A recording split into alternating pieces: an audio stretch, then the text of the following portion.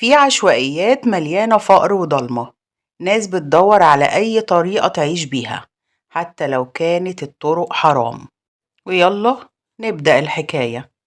في حارة ضلمة في قلب العشوائيات بعيد عن العيون عايش ناجي، راجل في الأربعينات من عمره، شكله متبهدل من كتر ما شاف في الدنيا.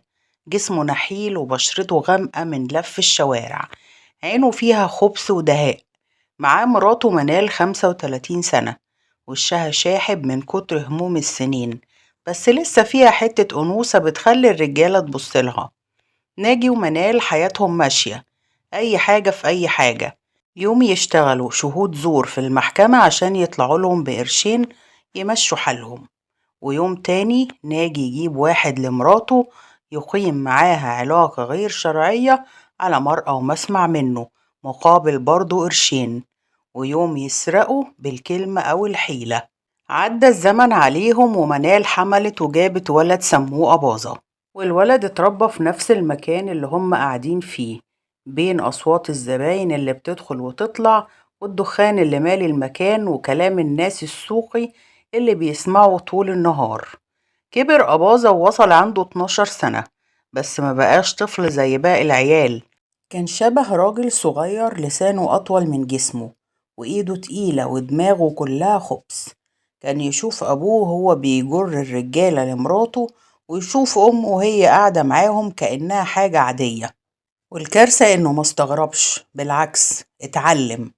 في الحارة محدش يقدر على أباظة، يسرق العيال الصغيرين، يمد إيده على أي جنيه يقع في وشه، يشتم الكبير قبل الصغير، واللي يقرب له ياخد طوبة في دماغه أو مطوة من تحت هدومه. لحد ما جه اليوم اللي كل حاجة فيه اتغيرت. ناجي الطلب يشهد في قضية كبيرة فيها واحد قاتل عايز يطلع منها بأي شكل. المحامي اتفق مع ناجي على مبلغ حلو، انت بس تقول اللي هنقولهولك والباقي علينا. وبالفعل ناجي راح المحكمة ووقف قدام القاضي يحلف ويقول الكلام اللي هو حفظه. لكن اللي ما كانش حاسب حسابه إن البوليس كان مراقب ومتابع. الموضوع مش سهل زي قضايا الشارع. وبعد كام يوم البوليس شد ناجي من وسط الحارة واتقبض عليه بتهمة شهادة زور.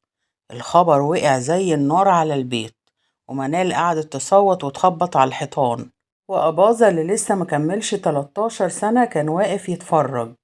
أهو خد جزاته، وأنا بقى هكمل مشواره.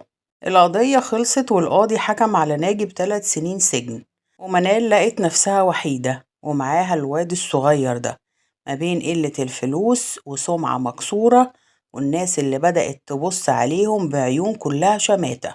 وبدأت تلاقي نفسها مضطرة تمشي في الطريق اللي كانت ماشية فيه مع جوزها بس لوحدها.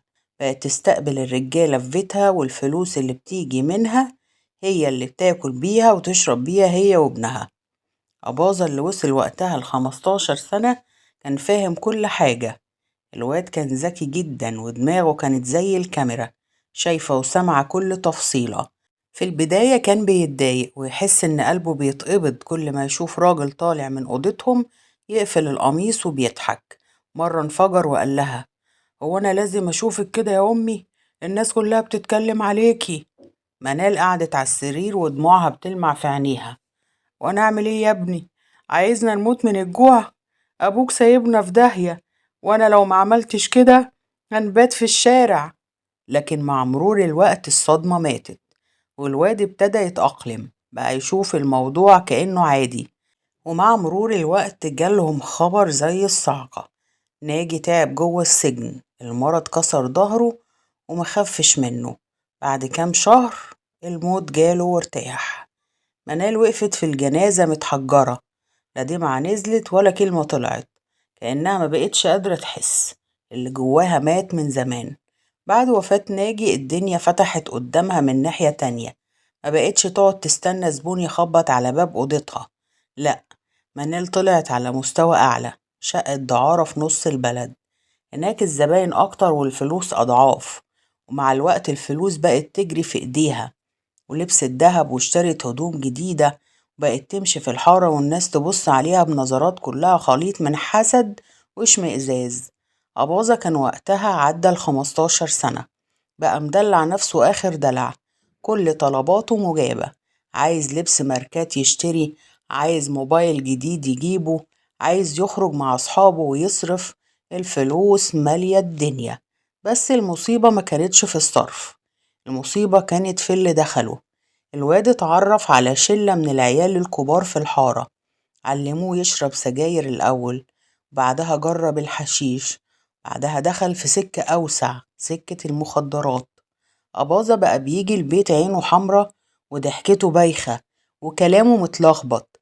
بس منال ما خدتش بالها، هي كانت مشغولة بجمع الفلوس ومعتبرة إن ابنها عايش مبسوط، وده أهم حاجة. منال دلوقتي بقت غير زمان، الفلوس جريت في إيديها، ولما لقت نفسها جمعت مبلغ كويس فكرت إنها لازم تأمن مستقبلها ومستقبل ابنها، وراحت اشترت شقة تمليك وقالت لنفسها البيت ده أمان لأباظة، لو حصل لي حاجة يبقى ليه سقف فوق راسه.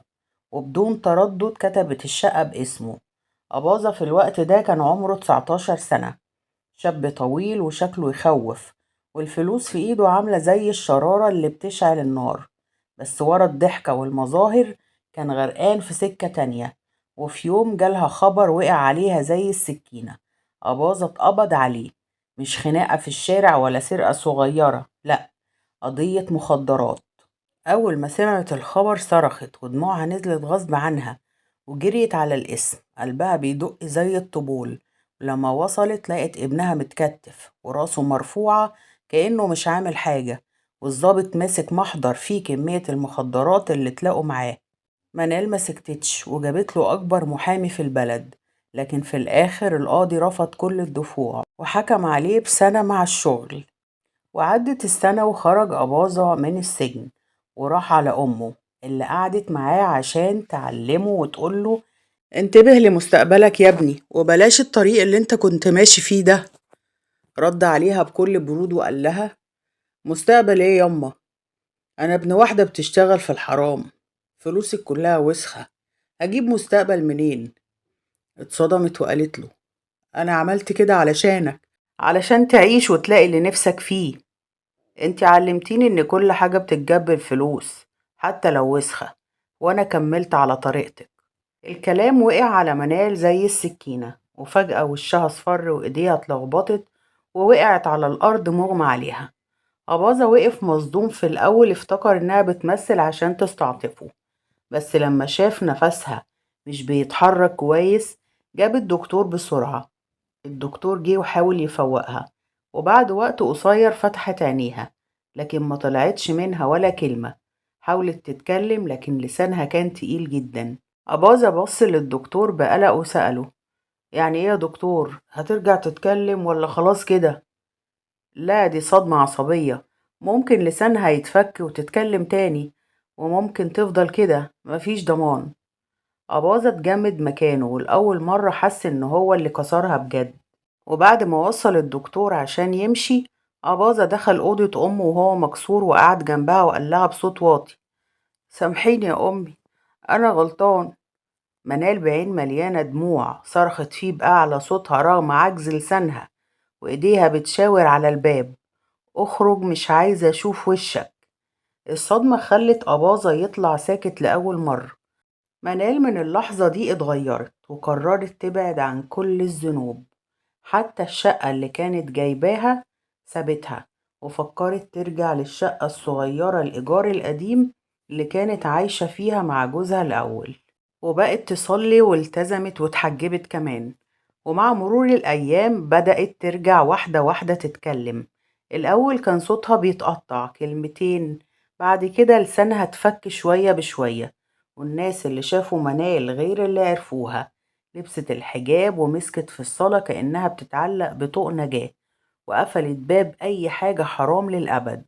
والفلوس اللي كانت بتجري في إيديها راحت، لكن لأول مرة حست إن قلبها مرتاح. بقت تقوم الفجر وترفع إيديها وتدعي سامحني يا رب، سامحني، أنا كنت عايشة في الضلمة. منال اتحولت من ست غاوية دنيا لست تابت وبقت قدوة. اللي يشوفها دلوقتي ما يصدقش إنها كانت يوم من الأيام ماشية في طريق الحرام. في الوقت اللي منال كانت بتتوب وترجع لربنا، كان أباظة عايش في دنيا تانية خالص. قاعد في الشقة اللي أمه اشترتها له وأدمن المخدرات. كل يوم سهر وكباريه لحد الصبح. وفي ليلة من الليالي اتعرف على رقاصة اسمها نانا، عجبته من أول مرة، حبها بجنون وما ضيعش وقت، اتجوزها وجابها الشقة اللي أمه كانت جايبها له وقال لها بصوت مليان أمر: من النهاردة مفيش رقص تاني، أنا كفاية عليا إنك مراتي. نانا وافقت، خصوصا بعد ما شافت فلوس أباظة كان بيصرف عليها بكرم مبالغ فيه، كل اللي تطلبه يجيبهولها من غير تفكير. لكن في عز اللحظات دي كان ناسي أمه خالص، ولا حتى بيسأل عليها. الفلوس اللي أمه كانت سايباها له ابتدت تخلص، صرفها كلها على المخدرات والسهر والهدوم اللي ملهاش لازمة. صحي في يوم لقى جيبه فاضي ولا جنيه، بص لنانا وقال لها بكل برود: بصي يا حبيبتي، الفلوس خلصت، مفيش غير انك تنزلي تشتغلي تاني في الكباريه. نانا اترددت شوية بس في الآخر وافقت، ونزلت الشغل من جديد. وأباظة معاها كل ليلة، يقعد على الترابيزة قدامها يشرب ويضحك كأنه مش شايف إنها مراته. الوضع استمر بالشكل ده فترة طويلة. وفي ليلة من الليالي نانا كانت بترقص في الكباريه، والنور متسلط عليها، وفي زبون قاعد بيراقبها بعينه من أول ما طلعت. خلصت النمرة وندهلها لها صاحب الكباريه، وقف يقول لها: البيه الكبير عايزك في كلمة بعد ما تغيري هدومك. نانا غيرت هدومها وراحت قعدت على ترابيزة الزبون. راجل ملامحه تدل على إنه مش عادي، ابتسم لها وقال لها بهدوء: انتي حلوة قوي ورقصك مختلف، بس أنا مش جاي عشان أضيع وقتي هنا. أنا عندي ليكي شغلانة، انتي وجوزك لو دخلتوها هتاكلوا منها الشهد. نانا اتشدت للكلام وسألته: شغلانة ايه يعني، رقص بره ولا سفر؟ الراجل ضحك ابتسامة تقيلة كده وقال لها: لا، حاجة أكبر من كده بكتير، شغل نضيف بس مريح جدا.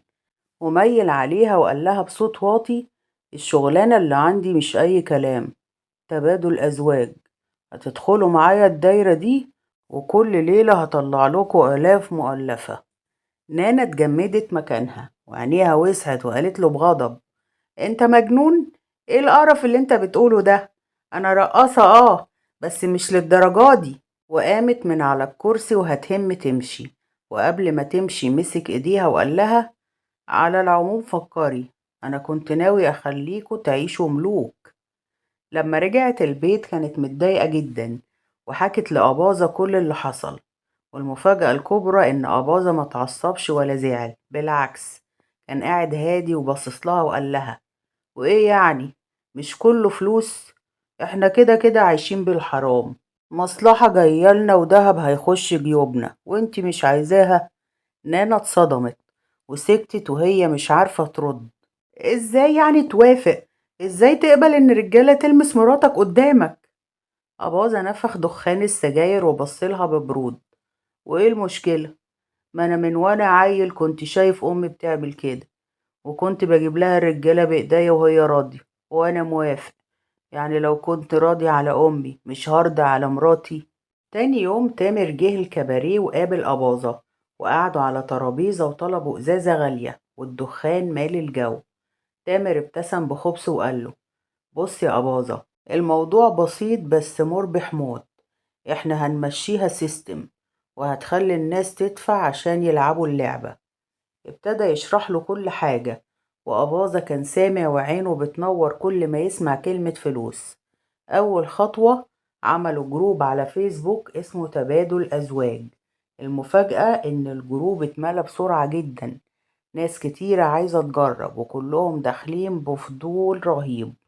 بس تامر كان عامل شروط جدية: لازم يكونوا متجوزين رسمي ويبعتوا قسيمة الجواز، ولازم يبعتوا صور عريانين من غير وشوش عشان يتأكدوا إنهم جادين. أباظة هو اللي كان ماسك التصفيات، الصورة بتجيله على الخاص وهو يقعد يختار بنفسه مين اللي يدخل ومين اللي يتشطب. كل ما يلم 2 متوافقين يكلمهم ويظبط معاهم السهرة. والفلوس بدأت تتحرك ودماغ أباظة ما بقتش شايفة غير الأرباح. مر حوالي 5 شهور واللعب ماشي على ودنه. وفي ليلة شكلها مش عادي، أباظة كان ظابط مع واحد ومراته، اتفقوا على كل حاجة، وجم الشقة وقعدوا في الصالون وضحكوا وشربوا. وبعدها كالعادة كل واحد خد مرات التاني ودخل أوضة، لكن فجأة الباب اتفتح بخبطة كسرت السكون، وصوت خشن زعق: شرطة! كله مكانه. أباظة وناني أول ما البوليس كبس عليهم حاولوا ينكروا. أباظة قال بصوت عالي: احنا كنا قاعدين في سهرة عادية يا باشا، مفيش أي حاجة. لكن الضابط ضحك بسخرية وقال لهم: ها، سهرة ايه يا حبيبي؟ ما أنا اللي بعتلك الراجل ومراته، احنا اللي اتفقنا معاهم من الأول يا بابا، وكل كلمة متسجلة بالصوت والصورة. أباظة اتجمد مكانه، ونانا كانت مرعوبة ومش قادرة تبرر ولا كلمة. والعساكر لموا الدفاتر واللابتوبات والتليفونات، واكتشفوا حاجة أخطر: أباظة كان مركب كاميرات في الشقة من زمان، وكل اللي يدخل يتبادل معاه ومع مراته كانوا بيصوروه من غير ما يعرفوه. الضابط مسك الهارد ديسك ورفع عينه عليه وقال: مش بس وساخة وتبادل، ده كمان ابتزاز. انت عارف ان دي مصيبة هتدخلك للمؤبد؟ نانا صرخت: يا باشا، أنا ماليش دعوة، كله كان فكرته. لكن محدش صدقها، وفي لحظة واحدة اتحولت اللعبة القذرة لفضيحة هزت المنطقة كلها. بعد ما راحوا على اسم الشرطة في الأول حاول يلف ويدور، بس مع الضغط والتهديد إن تحت هيتحط في زنزانة مع مساجين تقال انهار واعترف: أنا اللي كنت مركب الكاميرات، كل الناس اللي كانت بتيجي للشقة أنا كنت بصورها من غير ما يعرفوا، وبعد كده سلم الفيديوهات لواحد اسمه جميل. الضابط رد عليه ببرود: وجميل ده بقى بيعمل بيها ايه؟ أباظة بص للأرض وقال له: بياخدها ويحطها على مواقع محرمة، مواقع أجنبية، وبيدفع لنا الفلوس بالعملة الصعبة، وأنا أخد منه فلوس كتير كتير قوي بصراحة. الضابط شد الكرسي وقال له: يعني مش بس تبادل أزواج، ده كمان شبكة نشر أفلام إباحية. انت فتحت على نفسك نار جهنم. بعد اعترافات أباظة الشرطة اتحركت بسرعة. جميل ملحقش يستخبى، كبسوا عليه في بيته واللابتوب في حضنه، والمواقع المفتوحة قدام عينه. التحقيقات فضحت كل حاجة: شبكة كاملة لتبادل الأزواج، وتصوير فيديوهات سرية، وتسريبها لمواقع محرمة برا البلد مقابل فلوس بالدولار. الملف بقى تقيل، والنيابة خلصت أوراق القضية بسرعة وقدمتها للمحاكمة. وفي يوم النطق بالحكم القاضي بصلهم وقال لواحد واحد: المحكمة حكمت بالسجن المشدد 5 سنوات على كل من المتهم أباظة والمتهم جميل، وبالسجن 3 سنوات على المتهمة نانا. قاعة المحكمة اتقلبت عياط وصرخات ملا المكان. نانا وقعت على الأرض وهي بتصرخ: أنا ماليش دعوة، كل ده بسببه. لكن محدش سمعها. الأحكام نزلت عليهم زي الرصاص، وكل واحد فيهم عارف إن الليلة دي بداية الضلمة الحقيقية. لو وصلتوا معانا لحد النقطة دي اكتبولنا إن انتوا من الأبطال، واكتبولنا رأيكم المهم جدا في التعليقات. في رأيك أباظة ضحية لتربية أمه، ولا هو اللي اختار الطريق ده بإيديه؟ تتوقعوا نهاية أباظة بعد خروجه من السجن تبقى عاملة ازاي؟ هيتوب ولا هيرجع أوسخ من الأول؟ وتفتكر نانا كانت ضحية جوزها أباظة، ولا كانت شريكة معاه من البداية؟ ما تنسوش تبعتوا الفيديو لحبايبكم عشان نسمع رأيهم هم كمان في التعليقات. وبشكركم شكرا جزيلا حبايب قلبي، لو لسه معايا لحد دلوقتي شكرا جزيلا.